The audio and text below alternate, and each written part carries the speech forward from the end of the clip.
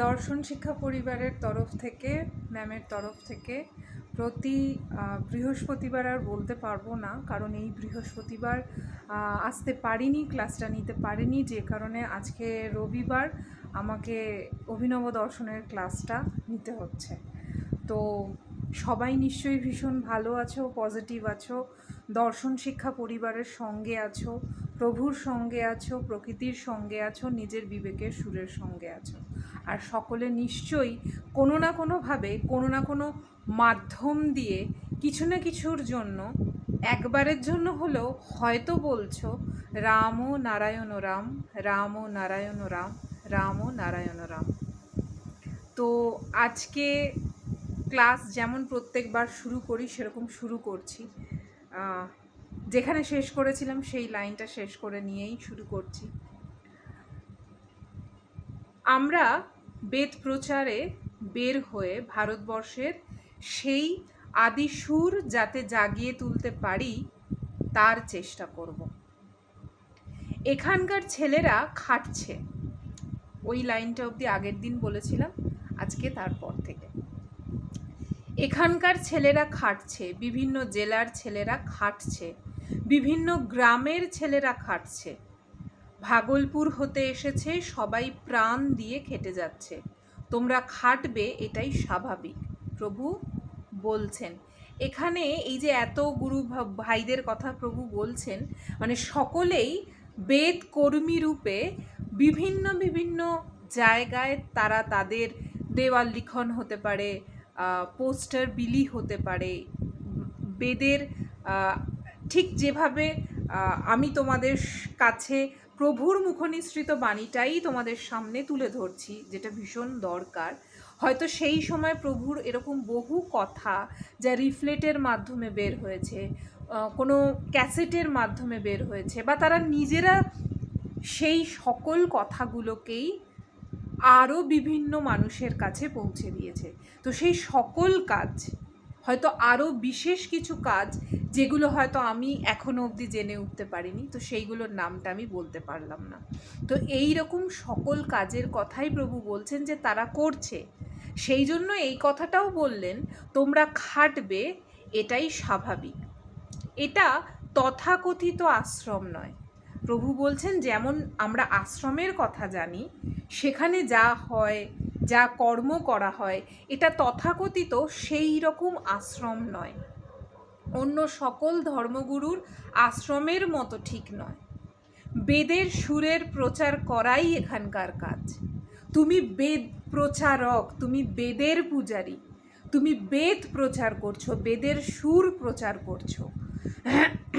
আমি সেই গুরু নই, আমি সেই সাধু নই, আমি সম্পূর্ণ বেদ হস্তগত করে চলেছি, আমি বেদ হজম করার চেষ্টা করছি।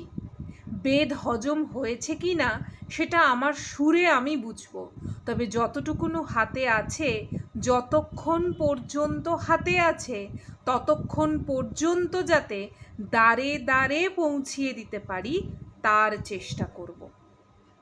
আমাদের হাতে যতক্ষণ পর্যন্ত যে কোনো কাজ থাকে, আমরা জানি যে কাজটা আমাদের জন্য কতখানি শক্ত, হতেই পারে খুব টাফ একটা কাজ, কিন্তু আমি জানি যে সেই কাজটা আমার হাতে এখনো অবধি আছে, এবং আমি যার পর নাই সেই কাজটাকে কমপ্লিট করার জন্য, শেষ করার জন্য চেষ্টা করে যাব। কিন্তু চাটুকারিতা দিয়ে, মিথ্যে দিয়ে, মানুষের মন জয় করে, যেখানে যেখানে যতটুকু মিথ্যে বলা দরকার ততটুকুই মিথ্যেকে এত সুন্দর করে সত্যিকারের কথা বলে সেইটাকে প্রচার করে, তুমি যদি তোমাদের বা তোমরা যদি তোমাদের কার্য সিদ্ধি করতে চাও, হয়তো সেই মুহূর্তে কার্যটা তুমি সিদ্ধি করেও ফেললে, তোমার প্রতিটা কর্ম কিন্তু লেখা থাকলো প্রকৃতির খাতায়। তোমাকে কিন্তু তার শাস্তিটা আজকে যদি তুমি ভোগ না করো, আজকে যদি তোমার মনে হয় বস আমি জিতে গেছি, আর কোনো সমস্যা নেই, এইবার আমি আমার রূপ দেখাবো, এইবার আমি আমার খেলা দেখাবো, তাহলেই কিন্তু সেই মুহূর্ত থেকেই কিন্তু তোমার পতনের জন্য যে চিঠিটা, যে দরখাস্তটা প্রকৃতি লিখে দিল, তোমাকে কিন্তু সেইটাও স্বীকার করতে হবে এবং সেটা এখানেই ভোগ করে যেতে হবে, করতেই হবে। কোনো কিছু এখানে থেমে থাকে না। ঠিক সমুদ্র যেমন সব কিছু তুমি সমুদ্রকে দাও, সমুদ্র তোমাকে ফিরিয়ে দেবে, ঠিক সেরকমভাবেই মাধ্যাকর্ষণের মতো তুমি ওপরে একটা বল ছোঁড়ো, বলটা ঠিক নিচের দিকেই পড়বে। ঠিক সেরকমভাবেই তুমি যা কর্ম করবে, যে রূপে করবে, যে ভাবে করবে, তোমাকে তোমার কর্মের ফলটা ভোগ করতেই হবে। কেন এই কথাটা বললাম? প্রভুর এই কথার সূত্রে, যে এখানে প্রভু বলছেন যে আমি কতখানি বেদকে হজম করতে পেরেছি সেটা আমার বুঝ দিয়ে আমি বুঝবো, তবে আমি আমার হাতে যেটা আছে সেইটা আমি করার জন্য প্রাণপণ চেষ্টা করে যাব। মানে তিনি স্বয়ং তিনিও এই কথা বোঝাচ্ছেন শুধুমাত্র আমাদের প্রত্যেকের বুঝটাকে পাকা করার জন্য, যে তোমরা সত্যি এবার একটু বোঝো যে তোমরা কে, তোমরা কেন এই পৃথিবীর বুকে এলে। শুধুই কি এই সংসার, শুধুই কি এই যা কিছু, মানে এই সংসারের নিরিখে যা কিছু আছে, শুধু কি সেইগুলো করার জন্যই? তারপরের প্যারাটা, বাধা অন্তরায় কর্মের পথে এগুলো আসবেই, বাধা আসবেই, অন্তরায় আসবেই। তুমি যখন যে কাজটা করতে যাবে সেটার জন্য অবশ্যই তোমাকে সেইটা ভোগ করতে হবে, করতেই হবে। মানে এখান থেকে কেউ পালিয়ে যেতে পারবে না। তাহলে কি আমি থেমে যাব? নার্সের মতো সেবার কাজ করে যাও। নার্স কি করে? সেবার কাজ করে যায়। যদি এগুলিকে বলে ছোট কাজ, বা যদি এগুলিকে বলে ছোট কাজ, তাই করবে।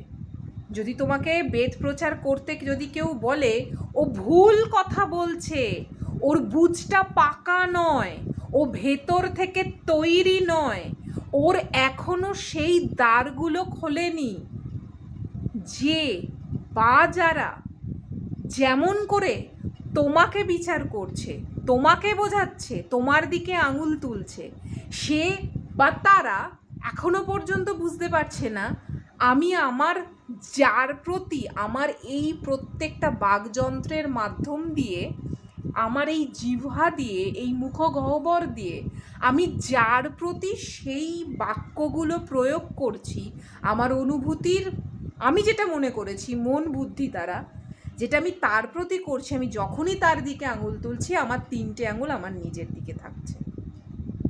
এটা খুব খুব সুন্দর কনসেপ্ট। একই কথা বিভিন্ন রকমভাবে একই সূত্র ধরে বলা যায়। তাই আমি সর্বদাই চেষ্টা করে যাব যে আমি আমার মতো করেই, যে বুঝ দ্বারা, যে মন দ্বারা, যে বুদ্ধি দ্বারা, যে বিবেক দ্বারা আমি যতটুকু বুঝলাম, প্রকৃতি আমাকে যতটুকু, এখানে আমির তো কোনো অস্তিত্ব নেই, আমিটাকে এই কারণেই বোঝানো হচ্ছে যাতে সহজে সকলের সেটা বোধে আসে। আমি যতটুকু বুঝেছি, যেমনভাবে বুঝেছি, আমি সেটাই বলবো।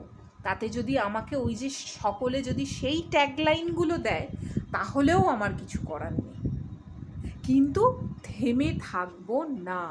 সেই জন্য প্রভু বলছেন যদি এগুলিকে বলে ছোট কাজ তাই করবে, তবু তুমি করবে। এগুলি পুলটিস, বড় ছিদ্রকে পুলটিস দিয়ে ঢেকে রাখা যায় না।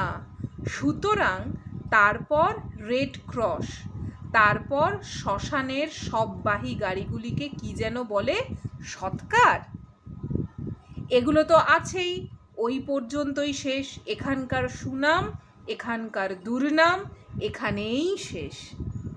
এখানে যে তোমাকে সুনাম করছে সেও কিন্তু ইলেকট্রিক চুল্লিতেই যাবে, এখানে যে তোমার দুর্নাম করছে সেও কিন্তু ইলেকট্রিক চুল্লিতেই যাবে। কি কি ঘটবে, একটা যখন তার ইলেকট্রিক চুল্লিতে যাওয়া কমপ্লিট হয়ে গেল, চেতন সত্তাটা বেরিয়ে গেল, বডিটা দেওয়া হয়ে গেল, তার ছবিগুলো দেওয়ালে টাঙানো থাকবে।